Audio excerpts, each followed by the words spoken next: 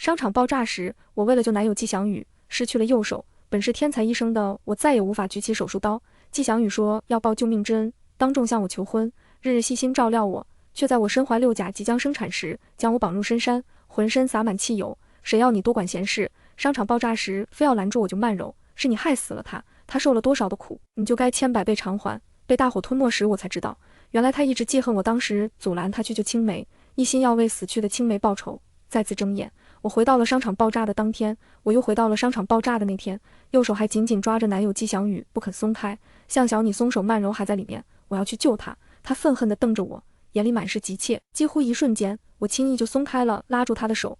前世我拼尽全力把季翔宇从爆炸中拉出来，为了护着他，更是被掉落的钢筋砸昏过去，血流了满地。等我在医院醒来后，右手手腕处已空荡荡，意识到自己再也无法举起手术刀后，泪水浸满脸颊。季翔宇就是在这个时候向我求婚的，向小，这次换我来拯救你。他单膝向我下跪，说救命之恩要以身相许。婚后的他是所有人眼中的模范丈夫，在他的细心照料下，我也渐渐振作起来，克服着种种困难，还奇迹般拿下年薪50万的工作，很快便积攒了一笔钱，顺利地做了一只和正常人一样生活。我们甚至还有了小宝宝，即将是幸福的一家3口，一切都向着美好发展。我以为季翔宇就是受伤后照亮我小世界的那道光，直到结婚纪念日那天，我毫无防备地喝下他准备的果汁，醒来后却发现自己被紧紧捆绑着，浑身上下都是刺鼻难闻的汽油味。向小，是你害死了慢柔，都是你，谁要你多管闲事救我？当时我要是冲进去了，肯定能把慢柔救出来。昔日温柔贴心的季翔宇举着打火机，状若癫狂。我才知道，季翔宇一直恨我在爆炸中拉住了他，害他没能救出心爱的小青梅。望着那张有些陌生的俊脸，绝望的心被刺得千疮百孔。你毁了我的爱情，我也要毁了你。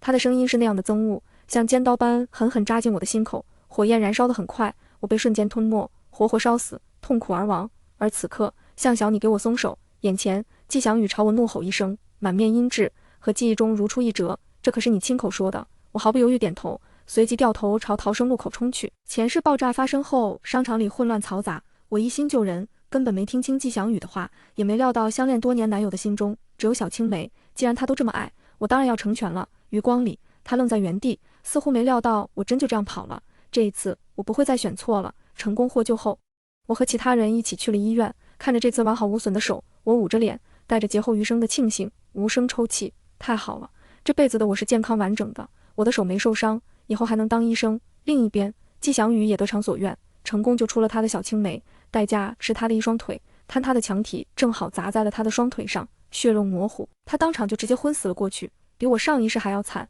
季翔宇也是真的爱夏曼柔，被抬出商场陷入昏迷时，他还不忘紧紧抓着夏曼柔的手。这一幕正好被现场的记者拍摄到，直播到各大平台，不少人大呼这样都不松手，妥妥真爱啊！这小姐姐肯定要感动坏了，祝福99。听着身边人的感慨声，我笑了。前世仗着小青梅的身份，夏曼柔总是硬生生插进我和季翔宇中间，半夜打雷心慌要人陪，醉酒缠人玩接吻。最过分的一次，竟衣衫不整地出现在了季翔宇的床上。我不止一次委婉地提醒季翔宇，可他就像是瞎了眼般，我们只是好兄弟，你别瞎吃醋。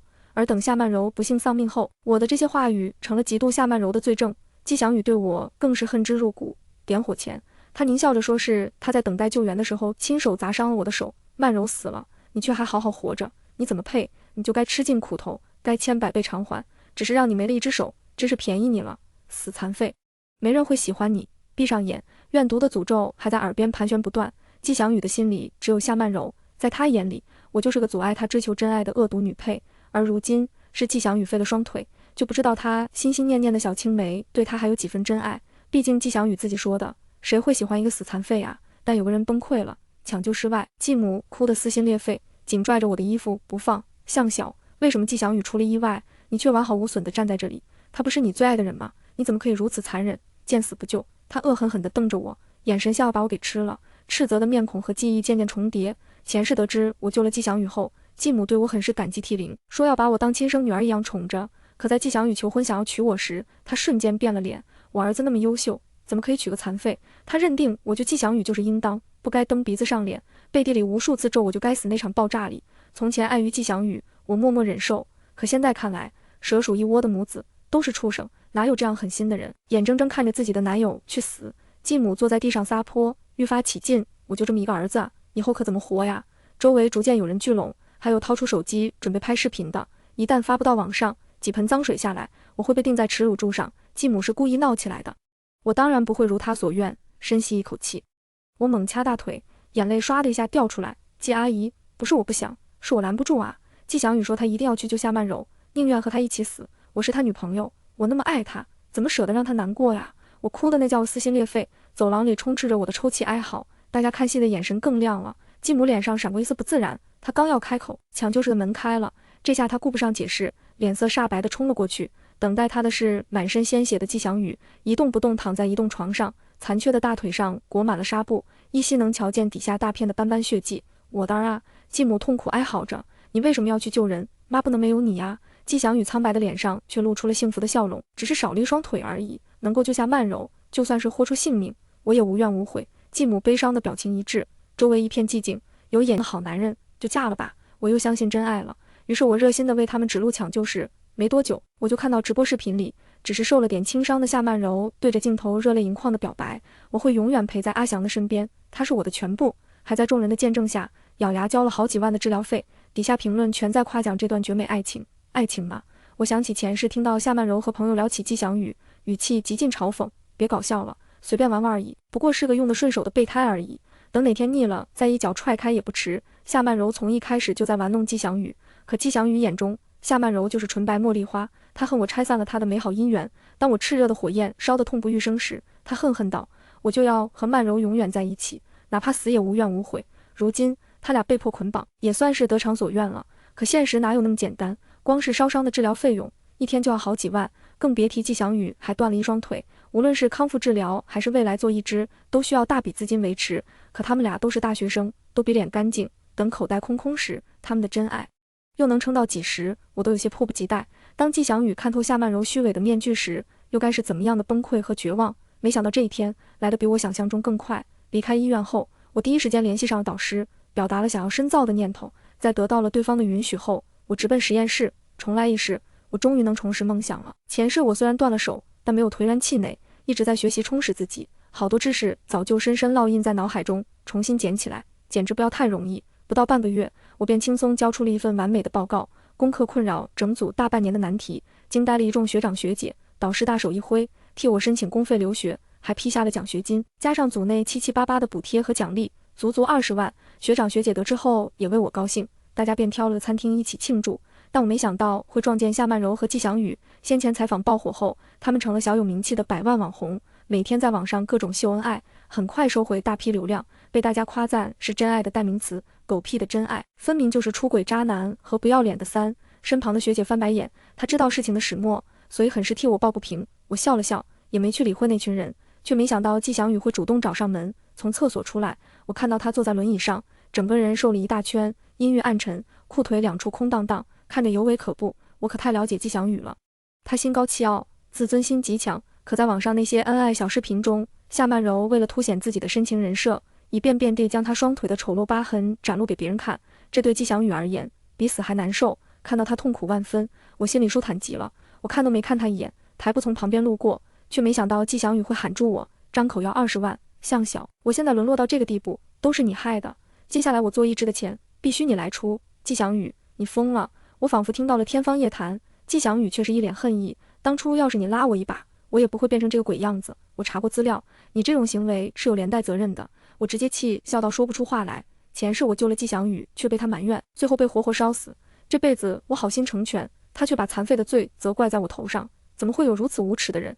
季翔宇却以为我是真害怕畏缩了，脸上的神情愈发得意。现在我可是100万网红，随便勾勾手指就有大批粉丝替我冲锋陷阵，到时候所有人都知道你见死不救，你会被学校辞退，你爸妈会以你为耻，整个社会都容不下你的存在。他阴恻恻地看向我，满脸威胁的嘲笑，毁掉你，我可是轻而易举。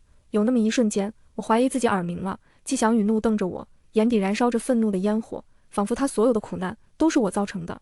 需不需要我帮你回忆，当初我是拉着你往出口跑的，是你自己死赖着不肯走，非要回去救你心爱的小青梅。我冷笑道，老年痴呆了就去治病，少在我面前发癫。似乎没料到我是这样的态度。季翔宇愣了一下，随即皱眉质问，可你是我的女朋友，不该一心为了我好，再多劝劝我吗？啊呸，哪里来的大脸，我嫌恶的躲远了些，是前女友，少来沾边。见如此避讳，季翔宇脸色又是一阵阴沉，搭在轮椅上的手背青筋暴起。所以现在连你也嫌弃我是个废人了？那不然呢？我在心里狠狠甩了个大白眼。上辈子我没劝过吗？我为了救季翔宇出来身负重伤，都没要求过什么。他先恩将仇报断了我的手，后来还害我一尸两命。前世被烈火焚烧而忘的痛，永生难忘。同一个泥潭，我不会再踏入2遍了。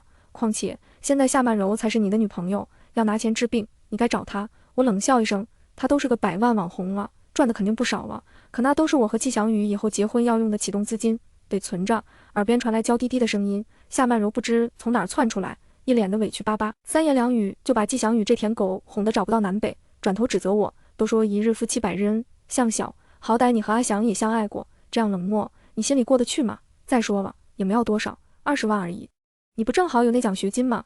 这钱用在阿翔的身上，帮助他重新站起来，多有意义呀！夏曼柔说的言之凿凿，把自己吹嘘的捧上神坛。一旁季翔宇看着他的眼神仿佛都在放光，我却只觉得好笑。要不要我提醒一下你们？季翔宇，你当初不顾一切要冲进去救夏曼柔的行为，我不评价，但你有没有想过，那个时候我才是你的女朋友？那铺天盖地的真爱宣传，真当我眼睛是瞎了吗？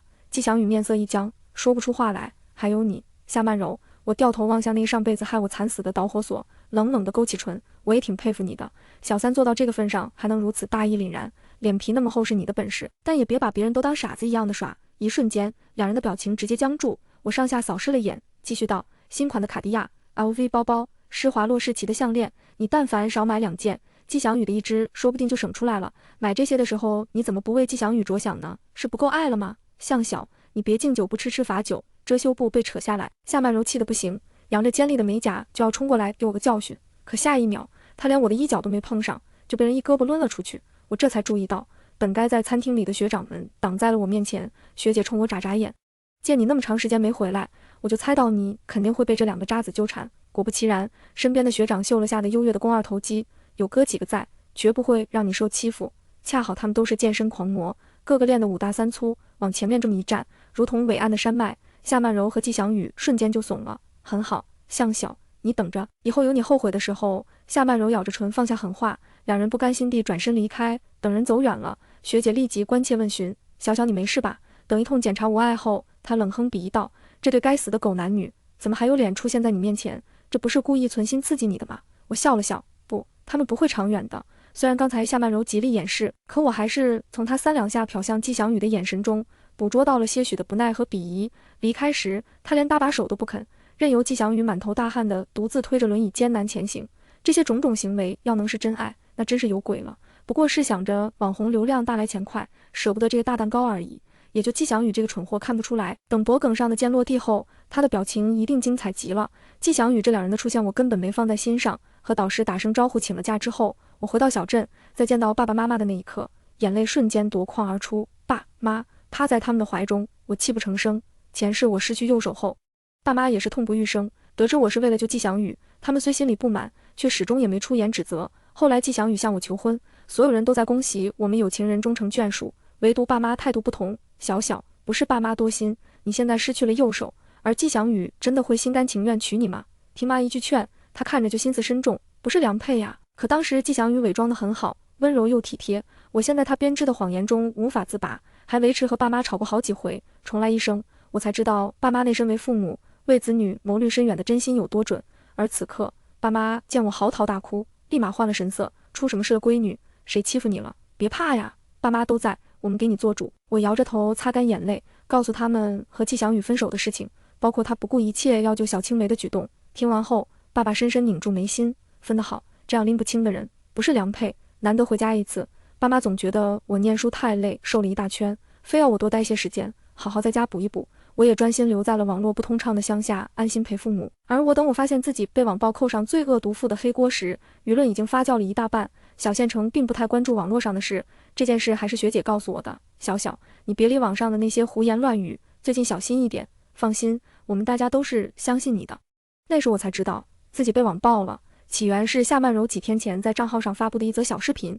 她和季翔宇合体出镜，两人执手相顾，聊起过往甜蜜小事，不经意提起了季翔宇从前还有个前女友，就这么凑巧也经历过那场爆炸。结果对方完好无损，季翔宇却留下了残疾。那段时间阿翔过得很痛苦，我每次看到都心疼的掉眼泪。镜头中夏曼柔深情地看向季翔宇，一脸的打抱不平。季翔宇则摆出一副伤感却坚强释然的表情。算了，人都是自私的，他嫌弃我，我也不怪他，他们故意含糊了细节，一搭一配，这伪造出我嫌弃季翔宇残疾、冷漠抛弃人的事实。底下一个顶着季翔宇妈妈 ID 的人更是气愤留言：我儿子出事时他就在边上，一定是他害了我的儿子。他得知阿翔残废之后，跑得比谁都快，我一早就看出他不安分了，一脸狐媚样。继母很是不客气地暴露出我的各种信息，包括我的姓名、年龄，甚至我在学校哪个学院哪个专业念书，都透露得干干净净。这把大火很快烧到了学校，大批网友义愤填膺地开始扒起我那些所谓的黑料，甚至还阴谋论我年纪轻轻就有导师带队进入实验室，肯定是靠的不正当的手段。她一个女的进实验室，怎么可能？指不定走后门塞了多少个大红包呢？说不定还现身了，又是一个学术妲己啊！接二连三的流言蜚语，混杂着颠倒黑白的污蔑，我就这样被钉在了耻辱柱上。虽然学校方面及时为我发布澄清声明，还贴上了我多年的成绩作为证据，可网友们个个都觉得自己福尔摩斯上身，认定这些都是作假的。网上一片骂声，真相如何已经没有人关心。我看着底下上万的谩骂，泣笑出声。这背后要是没有人煽风点火，才有鬼。思索再三，我从黑名单里调出了季翔宇的号码。你好，您拨打的电话暂时无法接通。我气笑了，我还没拉黑季翔宇，他反而先把我给拉黑了，还真是心虚。但季翔宇是不是忘记了，真相之所以是真相，无论如何作假的东西都无法变成真的，他怕是忘了。爆炸发生那天，我们为何会恰好走进了商场？那天是我们恋爱1周年的纪念日，我本来打算拍一个 vlog 记录一整天的甜蜜美好，季翔宇也答应了。谁知道中途他得知夏曼柔在隔壁商场里和人争吵，他担心对方吃亏，执意要跟过来，所以才会撞上了商场意外的爆炸。期间我一直开着手机录像，一直到被救助平稳出院后才没再继续记录，视频也一直保存着，里面清晰录下了他非要进去救人的固执。继母那颠倒黑白的丑陋嘴脸，以及季翔宇无法洗掉的出轨事实，都是板上钉钉的真相。他们休想抵赖。将视频证据整理好后，我直接联系了网上某八卦营销号，把这视频卖给了对方。那营销号也很会搞事，直接联系起夏曼柔玩直播 PK。于是隔天晚上，在数十万人的直播间里，那段证据视频直接被播放出来。刹那间，夏曼柔和季翔宇脸色煞白，全场哗然。网友们也不是个傻的，有些渐渐觉出不对劲。卧槽，合着是这男的自己非要进去救小三，才受这么重的伤？那关前任解屁事啊！真相大反转啊！什么纯爱战神大英雄？我看是出轨渣男和小三姐吧。楼上的嘴给我放干净点。季翔宇他只是好心救人，这错吗？救人没错，但他颠倒黑白污蔑前任姐呀，是他自己自不量力救人残废了，怎么还怪上前任姐了？要我说，还是前任姐惨，被迫戴绿帽子也就算了，还被这俩无耻货色泼脏水，遭受那样的网络暴力，换个心里承受不好的，早就抑郁了吧。之前我不明真相，还嘴过前任姐，对不起。妈的，这天杀了2个颠公颠婆给老子等着。还有继母在医院里的那番言论，好家伙，你儿子是你儿子，别人家闺女的命就不是命了，这道德绑架的那么熟练。数小时后，网上风向全部倒转，夏曼柔的账号1分钟掉粉数万，底下评论全是反噬的羞辱，逼得他迫不得已关闭了评论区。但这还没完，在运营账号期间，他疯狂接代言，狂揽下数十万，而如今他形象破损，等待他的还有无数商家对他的索赔起诉。他完了。我看着卡里刚入账的10万块，乐开了花，这是用那段视频换来的。从渣男贱女身上薅羊毛就是爽。没过多久，夏曼柔和季翔宇再也撑不住，只能出来开直播道歉，真的很对不起大家，我们做错了。对着镜头，夏曼柔通红着眼，哭得梨花带雨，将一切的过错都归咎于年少轻狂。当时阿翔没了腿，我们都很萎靡不振，所以情绪上有些失控，不是故意的，还将他们的出轨扭转成了纯洁的青梅竹马的情谊，一口咬定是因为季翔宇救了他才心生好感。季翔宇也在旁边低头道歉，时不时露出他空荡荡的裤腿，十足的卖惨模样。大众对弱者都是怜悯同情的，加上控评买水军，一时之间声讨少了大半。可没多久，又一则视频曝光网上，正是那天季翔宇和夏曼柔将我堵在厕所门口，趾高气扬索要20万，超清的画质将他们丑陋的嘴脸呈现在网友的面前，再次激起哗然。这下季翔宇和夏曼柔的脸皮是彻底被扒了下来。这次无论他们开几次的直播道歉会，痛哭几次，没有人会相信他们，没人再会相信狼来了的手段。重活一世，被彻底钉在耻辱柱上的是他们。回到学校的第一件事，我专门请了学长学姐们吃饭。那天在餐厅里的监控是他们找商家要来的，也是他们发到网上为我撑腰。这些天他们为我的澄清也耗费了不少时间。小事一桩，哪需要你这么破费？就是你和我们组的小师妹，要是眼睁睁地看着你受欺负，哥几个的脸面往哪儿搁？话虽然这样说，但也不耽误那几个健硕的师兄们疯狂往嘴里塞烤肉。学姐没好气的翻白眼，随后问我，这件事你就打算到此为止了吗？要我说，可不能就这么放过那2个颠公颠婆。你这段时间在网上被骂的，我和外人看着都快抑郁了。这个社会对待女性是苛责的，男性风流泡妞会被调侃一句花花公子，可女性要是但凡做出一点出格的事情，就会被无限放大，拜金女、潘金莲，外貌贬低、荡妇羞辱。大众一股脑地宣泄着内心的阴暗面，即便事后澄清了又如何？没人会去在意。可当事人受到的侵害，又有谁能弥补呢？那天聚餐后，我找了家靠谱的律所，将夏曼柔、季翔宇继母，还有那些在事情发酵后给我造谣的无良营销号，通通告上了法庭。然而还没等到法院的传票，夏曼柔出轨的消息在网络上传开了。起因是有人在网上发起谩骂，说自己和某个女网红一夜情，说好了 AA 制，结果对方逃单，5000多的房费要他一个人承担。他想联系女网红讨回1半房费，没想到却被对方拉黑了。他一气之下只好直接曝光了亲密床照，锤得夏曼柔连狡辩的机会都没有。而乐子人网友们又顺藤摸瓜整理了下时间线，发现夏曼柔在偷吃时早就是季翔宇的女朋友了，甚至有一期小视频里她甜蜜炫耀的吻痕就是她约炮的对象留下来的。没过几天就有路人拍到夏曼柔和季翔宇在街边吵架，两人还动上手，但由于季翔宇残废无力，直接被夏曼柔踹下轮椅，如野狗一般狼狈倒在地上，后者则冷笑着坐上豪车扬长而去。好家伙，广大网友直呼好家伙，我这把年纪什么操作没见过？这还真没见过。夏曼柔的脸皮是导弹做的吧？怎么能如此的厚颜无耻？但不得不说，我看的还真挺爽的。被绿着人恒绿之，季翔宇这渣男活该这样的报应。接下来就希望老天爷开开眼，也让夏曼柔遭雷劈。不得不说，这位网友的键盘还真是开了光。3天后，夏曼柔被警察正式逮捕，她最大的秘密暴露了。商场之所以会爆炸，是有人恶意纵火，引起瓦斯爆炸，酿成灾难。而罪魁祸首就是夏曼柔。那天她和人打赌要吃霸王餐，结果被餐厅店员抓了正着，被餐厅店员当众下面子，强硬要求付钱后，她一时记恨，趁没人注意，带着打火机溜进了餐厅后厨。钱是她纵火后趁着混乱逃出了餐厅，却遇上了踩踏事故，倒在了四散的人群里。她死后只被当作不幸遇难的可怜人。纵火的事情彻底死无对证，成了个悬案。而这一世，我在丢下季翔宇逃跑的途中，顺手拉了一把摔倒的路人，对方是个探店博主。夏曼柔被店员抓住时，正好也在那家餐厅里。他在剪视频的时候发现了鬼鬼祟祟的夏曼柔，立即报警，也终于让真相大白。等待他的将是最严厉的惩罚。了解完事情始末后，我就没再太关注了，一直专心筹备着出国留学的事宜。直到半年后送机那天，学姐神秘兮兮地告诉了我，还记得之前污蔑你的那对颠公颠婆吗？他们都死了。我才知道，由于造成的影响太大，情节严重，夏曼柔要被判无期徒刑。却在法庭宣判后发现她怀孕了，这孩子是她故意怀上的，为的就是申请监外执行，对外还说是季翔宇的种。季翔宇也一脸深情地认了下来。谁知在一次碰面时，他泼了夏曼柔满身汽油，在对方的尖叫声中狞笑着点燃打火机。虽然看管人员及时发现，却也来不及抢救了，夏曼柔烧的只剩下一堆渣渣了。季翔宇离他太近，躲避不及时，也被烧成了重度，现在躺在病床上，只剩下一口气，还要忍受中毒烧伤的疼痛，比植物人过得还惨。学姐唏嘘道，我有个在医院的朋友，就这要巧，他之前参与过救助季翔宇的截肢手术，听说季翔宇当时还伤到了些神经，根本没有性功能，更没有生育的可能，这孩子根本就不是他的。很快广播里提醒我去登机，学姐也顺势止住了这个无聊的八卦话题，她冲我招招手，早点回来，记得带姐姐飞。我笑了笑，转身踏上了新的旅程。昨日种种烟消云散，等待我的是崭新的破晓。